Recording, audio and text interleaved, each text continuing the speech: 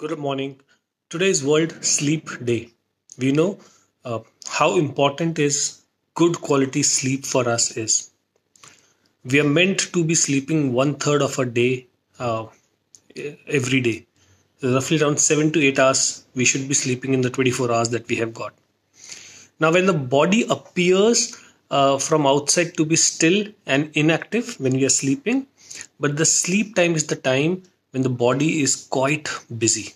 Okay, it is one of the most inexpensive uh, healing activity that we can do, and yet it is one of the most neglected activities that we see worldwide.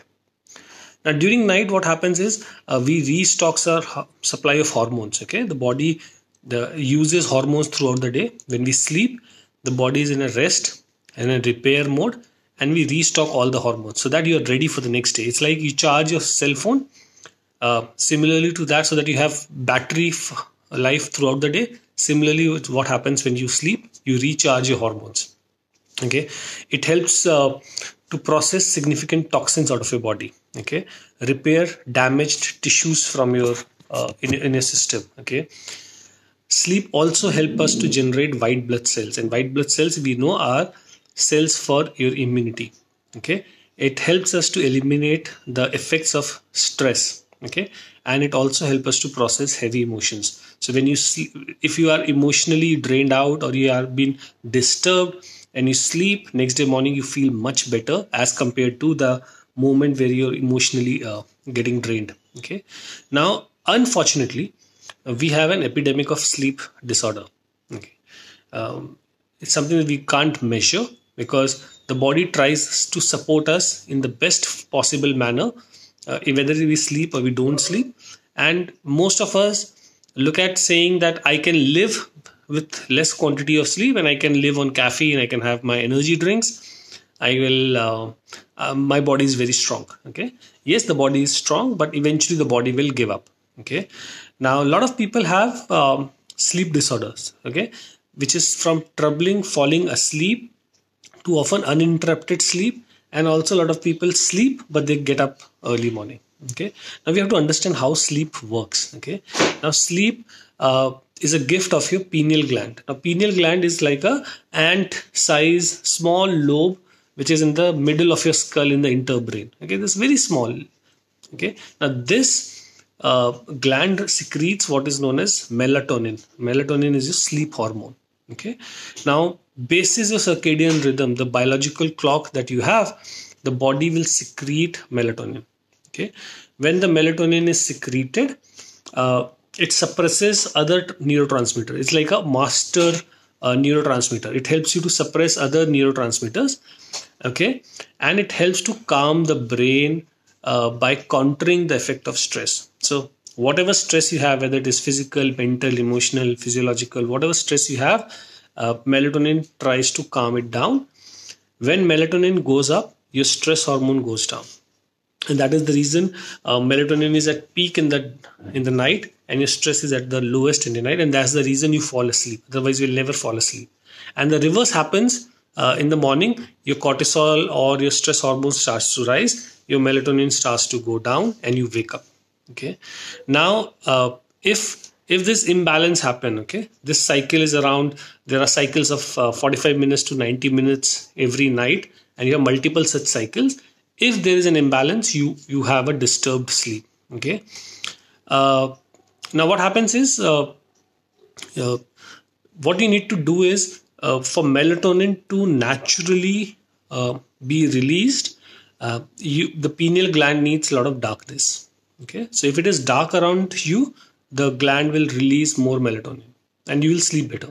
But unfortunately, our present lifestyle, our current lifestyle is built in a way that we have addiction to TV, video games, emails, numbing recreations. We watch things that excite us, okay, agitate us, okay, and that does not let us sleep.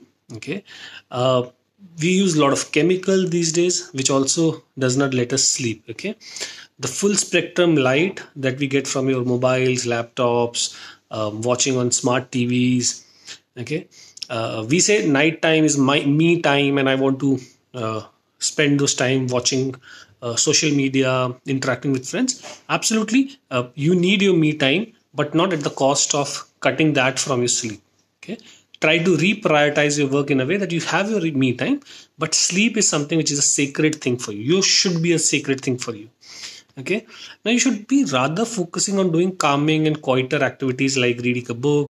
Sorry for that. So you should be rather doing uh, calming activities like reading a book, taking a warm bath, a light stroll post your dinners. Okay, I recommend no emails, no TV, no next day planning, no stressful conversation with your boss or your spouse. At least 1 full hour prior to your bedtime. Now, a lot of people ask, what is a good time to sleep? What should I do? There is no time as such. Your body will tell you. If you are in rhythm, the body will automatically tell you that you have to sleep.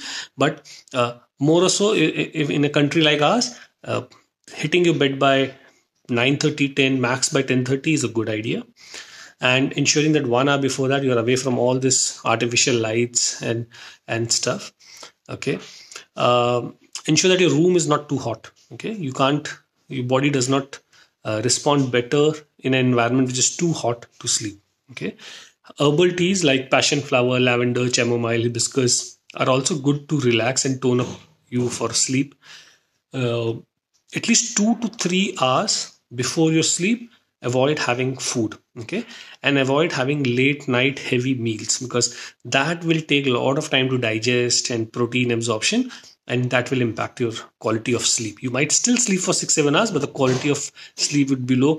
And I think it's a good idea to invest into certain smart watches or gadgets or apps which can tell you quality of sleep, like your heart rate variability, your heart rate, your resting sleep, your REM cycle, your light sleep, deep sleep. I think that's a very good idea. Not because it is the fad thing, but it is also because we really don't know what is happening with our body right now, and it's a good way to interact and know what exactly happened around it. Okay, now there are a lot of cases where we see that a lot of people come saying that I have a trouble falling asleep. Okay, I can't sleep. Okay, now in such cases there are certain supplements. Okay, certain supplements, maybe a melatonin supplement that can help you. But again, don't take supplement just because it helps you to get sleep. You need to know the root cause of why you need that supplement. So if there are problems with your body not making enough melatonin, you might need these. Or if you're using a lot of beta blocker, or if you're using a lot of painkillers, you might need melatonin to sleep. Okay, if people have high blood pressure, might, and you can't sleep because of it, you might take under expert advice some melatonin to do it. Now there's a lot of clients who comes and say that I fall asleep, but I get up in the middle of the night and then I can't go back to sleep. Now there you do not really need melatonin, because the body is making melatonin. Okay, that's why you went to sleep. Okay, but you wake up because your quantity of and the efficacy of your melatonin is low. Okay, so you might want to read or add certain precursors to your things, something like the tryptophan, which you get in banana, you get it in nutmeg.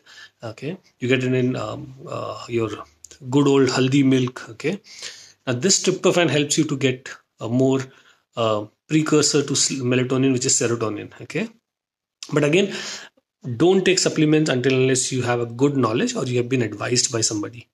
Okay, now you have a lot of females and who say that I have overnight hot flashes, especially during your perimenopause and menopause phase. Okay, now this happens around 2 to 4 in the morning. Okay, it's an ideal time. Then you need certain calming herbs. Okay, certain herbs like holy basil, magnolia, ashwagandha, that can help you to, or on an amino acid known as theanine, that can help you to reduce this, because stress can be reduced significantly with this. Okay, now if you have hot flashes early in the night, okay, around 10, 11, 12 in the night, I think you should look at your blood sugar levels. Okay, when your blood sugar drops, okay, what happens is, because low blood sugar is very very bad for your body or dangerous for your body, the body starts to release blood sugar by increasing cortisol, and cortisol increases your blood sugar. We all know that. So when blood sugar is released for you to survive, because the body is doing everything to make you and live, to make you live and survive. Okay, so when your blood sugar falls in the night, body will release cortisol will raise your blood sugar so that you don't die in your sleep. Okay, so when that happens, you have a lot of hot flashes. So you might want to look at having some protein before you go to hit your bed. Okay, maybe a peanut butter or an almond butter with apple will be a good idea in the short term. But also look at why your blood sugar is fluctuating so much between day and night. Maybe you're eating too much of processed food. Maybe you're eating too fast. Maybe you are stressed too much during the meal, post meal, and before your bedtime. Okay. Now there are a lot of people who cannot sleep at all, full-fledged insomnia. Okay, start looking at first fixing your sleep hygiene, like room being right, use some essential oils, get away from light. Okay, there's no social media that cannot wait. Okay, there's no email that cannot wait. Why you have a trouble falling asleep at all, that you can't sleep at all? Because there are two neurotransmitters that your body make. One is known as GABA, one is known as glutamate. Now GABA is calming, it calms you down. Glutamate is excitatory, it makes you more excited. And so in case there is an imbalance between these two, okay, you might not sleep. So ashwagandha is a good idea to look at adding in your diet. Now if this imbalance also happens, for a lot of people, a very classic example, a lot of people say that when I drink, I take alcohol, I sleep properly. But there are a lot of people who say if I take alcohol, I can't sleep properly. Okay, so the problem is not alcohol as such. The problem with it was how the body metabolizes that alcohol that you're drinking. Okay, again, the play of GABA and glutamate is there. You want to look at what might be going up, what might be going down, and accordingly add certain supplements or herbs that can help you sleep proper. Now, but the root cause of all your disease, all detoxifications not happening, all repairs not happening, all you people who are looking to lose weight but are not able to lose even on a good diet, all those who are taking all the superfoods and are not able to build their muscles, all those people who have been taking right food but the blood parameters are not right, I would want you to focus on your sleep. Okay, if that's the only thing that you can do in your life, okay, apart from all the tens and thousands of activities and foods and supplements that are available, if there's only one thing that you can do, okay, only one thing, I would say get disciplined around your sleep. Okay, try and be away from media for an hour before you sleep. Have your meals 2 to 3 hours before you sleep. The world can wait. Nothing will happen if you don't respond to that email and if you don't read that email at night. Okay, set your priorities. If health is your priority, if getting well is your priority, I'm sure you will be able to do that. Have a wonderful day, everyone, and we'll catch up soon. Namaste.